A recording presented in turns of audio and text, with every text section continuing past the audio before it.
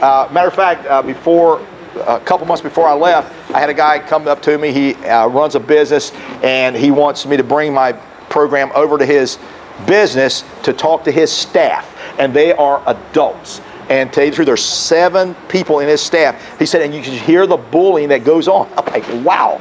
You know, I mean, martial arts are lucky. We just don't have that stuff. In martial arts, people come to work out and train. But you see, that stuff is going on all the time, you know. And in a situation, the person that's in control is the person that's going to most likely come out on top, because they know what to do. You know, you will always know the right words to say. But you have to make it up yourself. It's like I said before, we don't do that at Hibbs. You know, somebody's doing something that is negative, you say, we don't do that at Hibbs. Or you say, you know, hey, how would you feel if the principal heard you say that? Or if you keep doing this, the principal is going to probably kick both of us out of school. And that kind of gets drastic, but you know, those are words you can use. And what you want to do is to get the words that are right for you. Okay?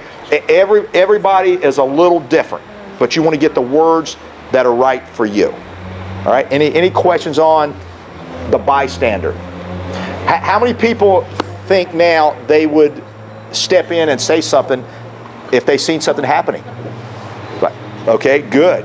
Now guys, and here's the thing. I really get on the bystanders, because the bystanders are the people that are going to stop bullying. The teachers aren't going to stop it. The person that's getting bullied aren't going to stop it. The person that is the bully, he or she's having too much fun. They're not going to stop it. The people that are going to stop it are the bystanders. The bystanders are your good people.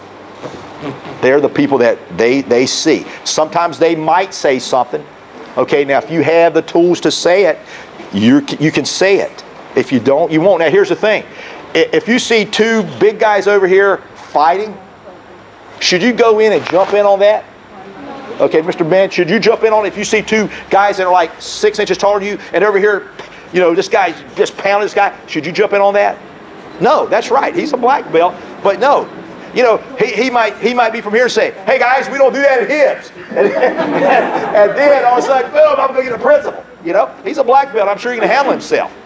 But the thing is, it's not where you have to go in and step in there. Just use your words.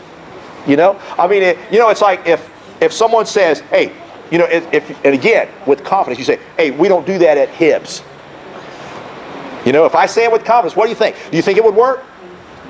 You know, here's the thing. It might not work, but unless you try it, it won't work. But if you try it, and you know what, you're going to feel so good about yourself because you did something that's like a hero. You know, you're doing something that not everybody is willing to do. Not everybody. I always like to tell this little story. When I first got married, we lived in this apartment. There was a man and his wife and 2 little kids lived next door. In a 4th family, and there was a 4th family there. The man was about 6'5". His wife was about maybe 5'2", and they had 2 little ones. And I'm out swinging my nunchaku underneath this tree where nobody can see me. I'm in the back, and I'm swinging my sticks, and I'm working on my sticks, and I heard screaming and yelling. So I look out around the side of the house, and I see this man, and he's got his finger like this, you know, and the lady's got her hands up here like this, and he smacked her. Well, I'm not a big guy. I didn't have my black belt on, okay, because you don't need the black belt to defend yourself, okay. But I walked over and I said, excuse me, I said, is everything okay? And he says, what the is it to you? And he used all kind of words I couldn't even understand what he was saying, but I knew I didn't need to go over there. So what I did, I went and called the police.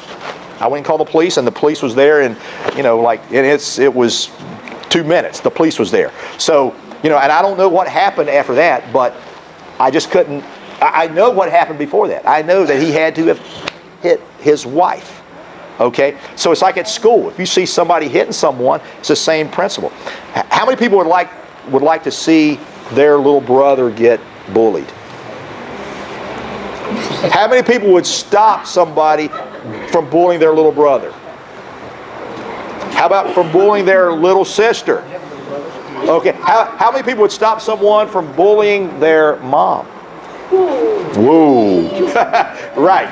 Or even their dad. You know, here's the thing. Okay. See, so guys, so what you want to do is think about that. Okay. You know, if somebody is bullying someone, and they might be bullying your big sister.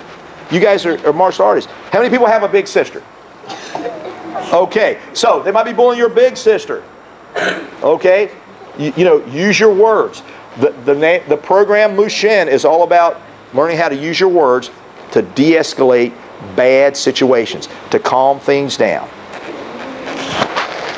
Okay, are there any questions? Well, that is about it for today. Oh, I got a question. Yes, what's your question? How many bystanders can there be? How many bystanders? Well, it's like this. There could be, what was your name again, Summer? Yeah. Summer, come right up here, Summer. Okay, I'm up here bullying Summer. Oh man! Hey, you little pipsqueak! Oh my goodness! What are you doing? Look at that ponytail! What kind of ponytail? You little pipsqueak! Okay, all you guys are bystanders. You see what I'm saying? So I'm right here like this, but all you guys are bystanders, and I'm here bullying Summer.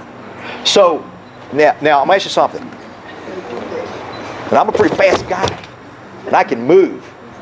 And I can run. What do you think would happen if I'd say, everybody get up and say, hey, leave that girl alone? What do you think happened? I'd be gone. Because you think one master martial artist can handle all these people? No. There's always a limit. Know your limit. Know your limit. So here's the thing. And here's the thing, guys. Do you think a martial artist is going to do this to Summer? A martial artist? Do you think a good person is going to bully Summer? No. No. Thank you, Summer, right there. Okay. So remember, you know, you have the ability to stop it for yourself by the words you use. And what you're learning in martial arts is how to be confident. You know, how to stand up for yourself. Because ultimately, in the end, you're going to have to stand up for yourself. You know, right now, you know, Mr. Gardner told me when I first started martial arts with him, he was 95% of what I did, and I was 5%. He was 95%. And then after a while, he was 50 and I was 50. And then when I got my black belt and maybe had a couple of degrees, he was 5% and I was 95. It was up to me. You know, he's still my mentor. I'm still listening and learning from him, constantly learning, but it's up to you. And you know, the thing is, the sooner you take on that kind of attitude, the better. The more power you're going to have to stop bullying for yourself. Most important thing is that someone is in control, and whoever's in control is usually the one that's going to come out on top. So you have to be in control of yourself to not let people do that. Any other questions?